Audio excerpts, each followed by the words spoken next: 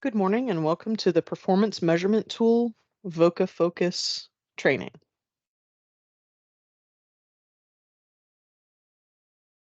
This training is going to cover the VOCA Performance Measurement Tool and the reporting that's done within it.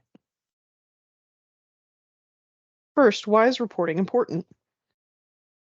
Well, accuracy and timeliness of reporting is extremely important. Funders will freeze funding to the state if data isn't entered by the deadline.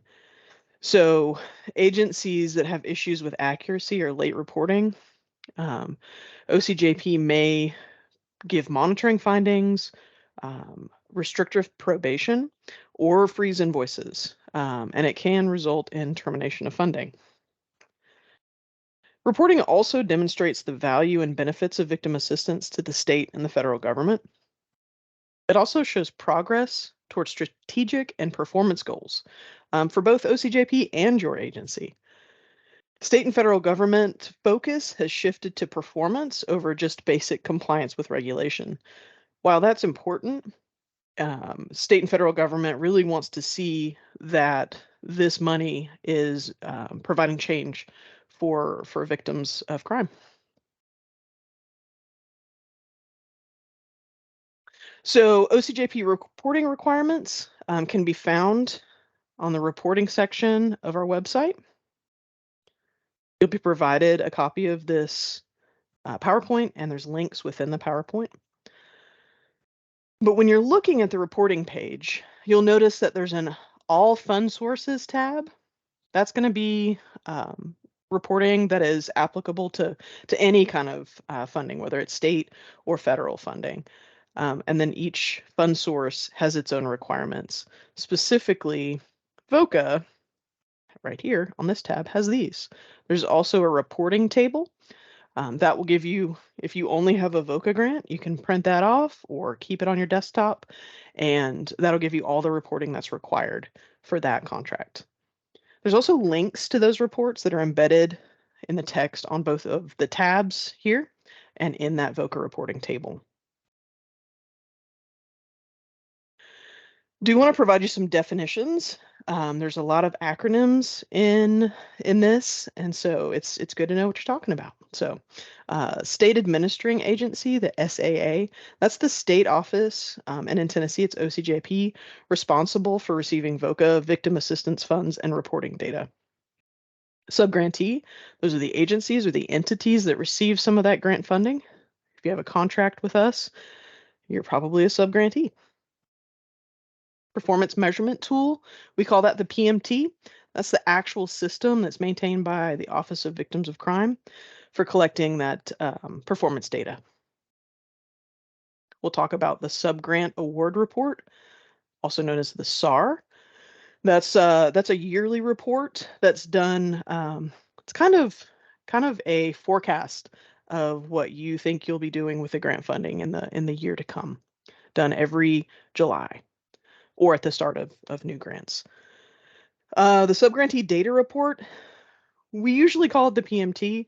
That's actually incorrect, but the subgrantee data report is the quarterly report that you're reporting on victims served with VOCA plus match funding, including demographics, types of victimizations, and services provided. So the performance measurement tool, the PMT, the actual system, where do you find it? Well, this is the website. It doesn't roll off the tongue very well, so I recommend that you save it in your browser so that you can just pull that up when you need it. How do you get a login? So your project director will get an email from the PMT system after your program manager enters the agency into the system. So when we do the SAR, we'll make sure that all your information for your agency is correct, and then help you get logged in. If you are a new project director, or you don't know where your login is, let us know and we'll try to help you out.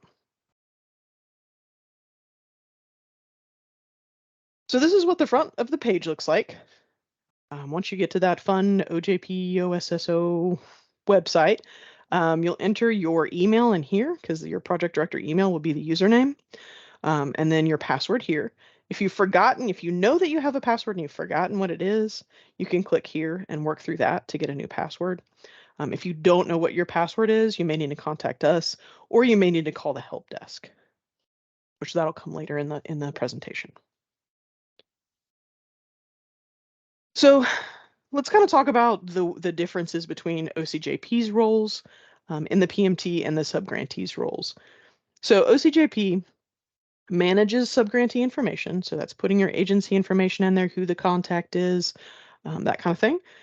Entering SARs for subawards that are made. So we'll talk about this in a second, but SARs are split into two. The first part OCJP does, the second part the subgrantee does. We communicate with subgrantees about reporting. We also monitor the reporting to ensure it gets in on time, and then we review that data. We review it for a couple different reasons. Um, we want to make sure that it's normal data. So if it seems contradictory or really beyond what we normally see, we may come back and ask for clarification. Sometimes that's really reasonable. There's an explanation that's available for why that data is that way. Sometimes it's typo, and sometimes we can offer technical assistance about what that measure should be, and help you figure out how to collect that data appropriately. We also look at quarterly data to see how it fits in with everything else that we know about your project. So if we come and do site visits, or if we monitor, or just on the phone with you, there's a lot of things that we can learn, and we'll compare that to kind of how those numbers are looking quarterly, and then also compare it with financial reports. But the PMT is really just one way to see the bigger picture and show how your program is impacting your community with these victim assistance funds. So your role as a subgrantee is entering SARs for the subawards. Again, that's that part 2 where you enter that data. Complete the subgrantee data report accurately and timely. That's that quarterly reporting. And the quarterly reporting is due quarterly, but it's due by the 15th. You may see some different numbers if you go into some of the federal help information, but that's when it's due to them. And so OCJP asks that it's a little bit early, so that we can vet that data and make corrections before the final date is due to the federal government. Also under subgrantee's role, we have reporting changes in project director. We do need that information for a lot of reasons. One, we want to talk to the right people, but we also want to make sure that you get PMT access set up when a project director changes. We don't want any reason for a delay when it comes to reporting. So this is the main menu. Once you get into the system, you have these tabs at the top. I know a lot of you have done this for a while, and so you're going to go right to enter data. But there's a couple of things that I think might be super helpful that you may not have known before. So under administration, you can get a list of your federal awards, but you can also get your user information. And so, we'll talk about that in the next slide, but you can add people or remove people. So if you're the project director, but you're not the one that's doing the quarterly reporting or the SAR reporting, if you've got a program person that does that for you, please add them, because then they don't have to use your password. And so, we really want people to be logging in appropriately with their own information. Under profile, there's contact information for your organization and your point of contact. The SAR is that yearly report that we need to do, that forecast. And so you would click this tab and enter information there. Enter data is going to have the data entry for your quarterly subgrantee data report. Reports is going to be a list of reports that are current and past. So if you need to find a report that happened last quarter, or if you're wanting to compare some data, you can get that information in the report tab. Need help is going to have some resources from the federal level for using the PMT, as well as giving them feedback or answering questions. And then log out logs you out of the system. All right, so this is that maintaining that user list. So really, we want every individual that uses the PMT to have their own user account. We really ask that you don't share accounts just for security purposes. So we also encourage you to review them every once in a while. So yearly, or every 6 months or so, just so that you can take ownership of your user management. And so if you have someone leave, take them off the list, put a new person on, that kind of thing. So to add, you just figure out who needs access. Then you hover your mouse over that administration tab that we just looked at, and you click user management. Then you just add a new user, click that add a new user button, enter that information, and click save. Then to remove, you hover your mouse over that administration tab that we just looked at, and then click user management. Select the delete button next to the user you want to remove. Pretty simple. It's been hiding there this whole time. I didn't know it was there until recently, so go on in there and make some extra usernames for the folks that are actually doing the reporting in your organization.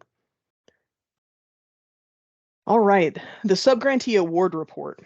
This is that SAR. It's a projection for the upcoming year. Must be completed within 30 days of the start date of the subaward, and then each subsequent project year. So if your contract is on the standard, July 1st to June 30th, then you're going to be doing this SAR within July. There is a different federal date, just like I'd mentioned earlier. There is a different federal date, but that gives us time to vet them completely before they're due to the feds. This subgrantee award report is completed in the PMT. Like I mentioned, part 1 is completed by OCJP. Part 2 is from y'all. In this link that I've got up here, there's a blank report and an appendix with definitions. You can find all this in the help section. All right, quarterly reporting. These demographics and service numbers are due quarterly. The tricky part is that reporting is named by the federal quarter, which is different than the state's quarter. So if you get a brand new grant July 1st, your first report is going to be due October 15th, and that's going to be a quarter 4 report. So that does sound a little strange, but it follows the federal fiscal year. So just know that in quarter 4, all clients served are reported in demographics because it's a brand new contract year. So quarter 4 is all new. Quarters 1 through 3, you have to make sure that they're non-duplicated clients. And so if you did serve someone in federal quarter 4 and in federal quarter 1, you wouldn't count them in the quarter 1 demographics because you've already captured their demographics in quarter 4. So make sure that your system or your reporting data gathering is set up to kind of differentiate that. You do capture all of the activities that you do with them because those aren't a one and done type of thing like demographics. And in this box here, I have a handy dandy list of all the quarters and the dates that are associated with it. I do keep that on a post-it note on my screen because it does get a little confusing with the federal versus state fiscal years. Tips and tricks. All right, so there are some special considerations, especially right now, as we have some of the ARP, which is some of that COVID-related funding, and as VOCA is decreasing, we have braided some of this funding together to try to keep people at a level funding level. But it can be confusing because you have a bunch of different fund sources doing the same thing. And so that's where prorating can really help. So this link here takes you to some proration strategies. We'll see if we can pull that up and take a look. And so OVC has given us these 3 options, and really they're listed in the order of desired use, which is what they say here. So you can read through this and really decide which option you can do. So if you can't do option 1, you move to option 2. And if you can't do option 2, you move to option 3. And you should be able to do one of those 3. And so this handout really goes through the different types. If you are able to say, like if you have single people completely on one fund source. So if I am a 100% VOCA staff member, all of the activities that I do are going to be VOCA, and that makes it easy. But that's not always possible when you look at the different funding. And so if you've got it split, there are different ways to look at staff salary and what the percentages are so that you can get numbers based off of that staff salary versus the activities that you've done. And then a little bit further down here is that option 3. So this is the least desirable, but if you have to do it, this is the one that you would do to prorate for VOCA. Because on this VOCA report, you only want activities that you can attribute to VOCA funding.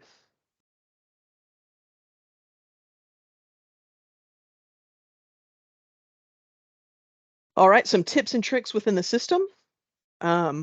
Very important, periodically click the Save and Continue button to ensure the data you entered is actually saved. So it will time you out after 30 minutes of inactivity, and sometimes that data entry is considered inactivity. So make sure that you're clicking that Save button so you don't have to do it over. I have done that many a time. It stinks, but you do get used to hitting that Save button repeatedly. And it does say, note that simply entering data into a field doesn't constitute as an activity. It only recognizes saving or advancement to another page to keep your session active. And when you're putting in those reporting numbers, there's really only a couple of pages. And so you're spending a lot of time on one page. So keep clicking that Save button. Click the Exit Data Entry button to close out and exit the page. Make sure you hit Save before you do that. And we're gonna look at the report, but one of the big helps is hovering over an underlined text. That'll prompt some instruction, some helpful language that talks about that question that might help you get a more accurate answer to that question. The fields labeled number or number required only accept a numeric response. You can't enter text, decimals, or different special characters. The value of 0 must also represent a true value of 0.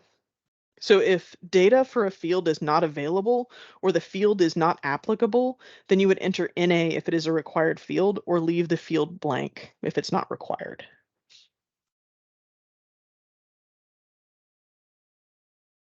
If something happens and you encounter a system error, try logging out and then log back in again.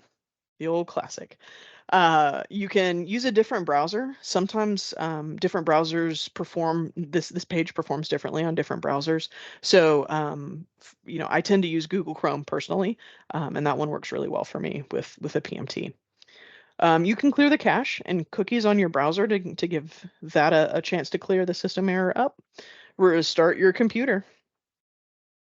If you're trying to enter your PMT data, that quarterly data, if you're trying to access the PMT, see, I used the wrong language. If you're trying to access the PMT and fill out your subgrantee data report during the high times, right before the 15th, you actually might encounter more errors. So make sure that you are really planning to get in as early as possible.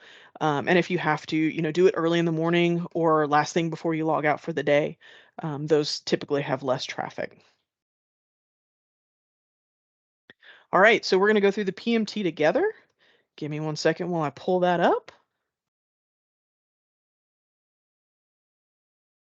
I'm going to have to go back to the beginning. I apologize.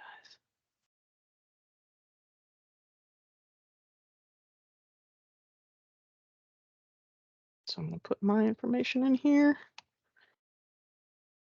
See if I can remember my password. Mine will look a little bit different than yours just because we have access to a few more things, but it's going to generally show you what it's going to look like. So I clicked OVC. We have BJA, which is going to be JAG grants, and then we have OVC, which is going to be the VOCA and some others. So you would enter data. So this is actually at the date of this recording, this is the period that we will soon be working on. So I'm going to pick somebody at random. It should be blank.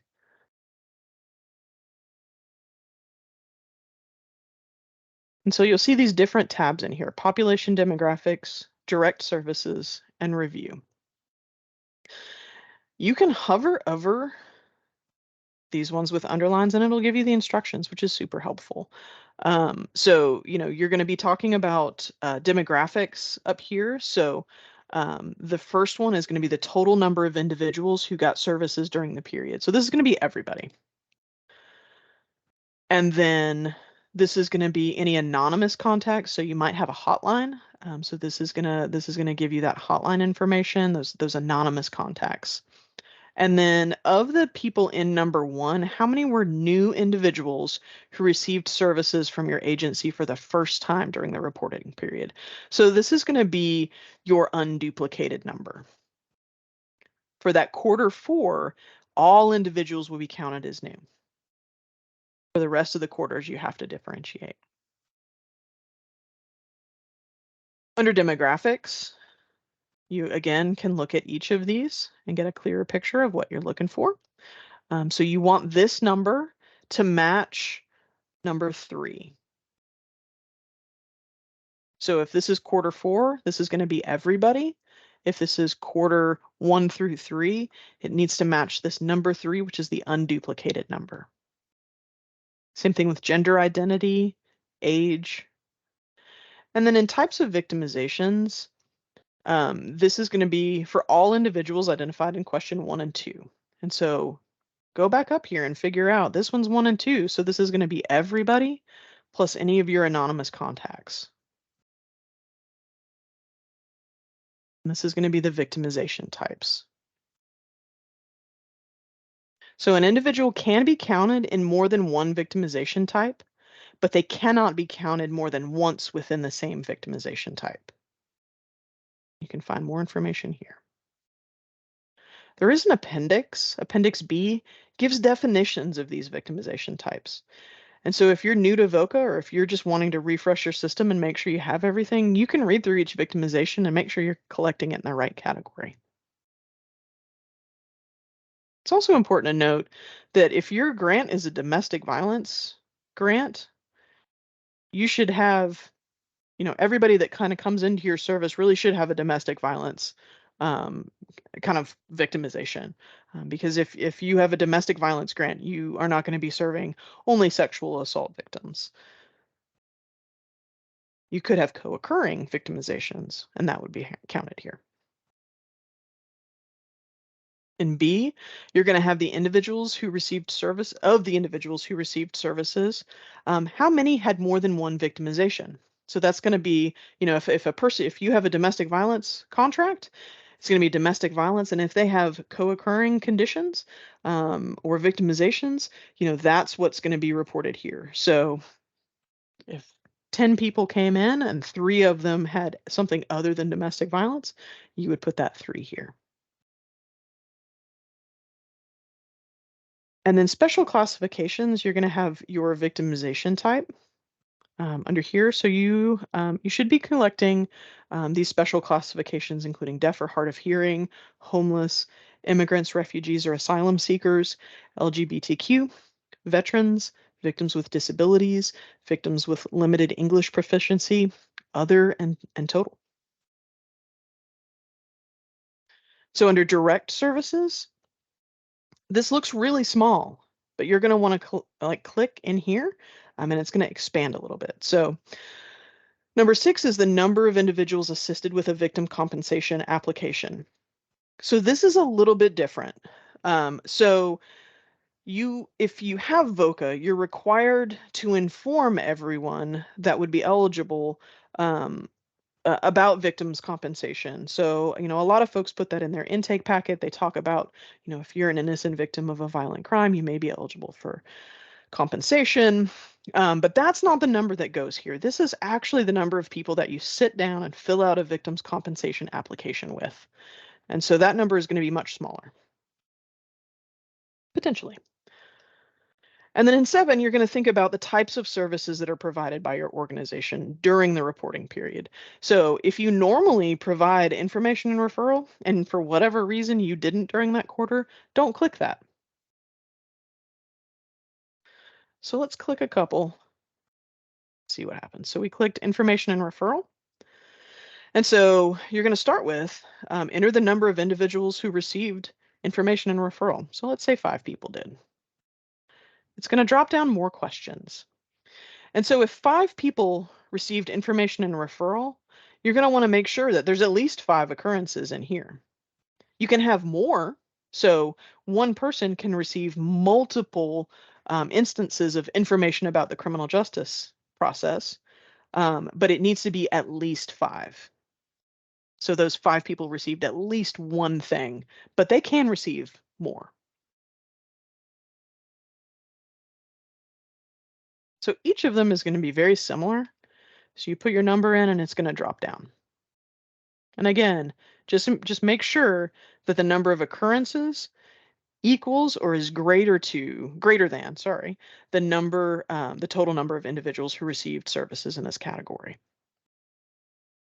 The other thing is you have to put a number in here. So let's say 5 people received services in this information and referral category, but all that was done was referral to other victim service programs.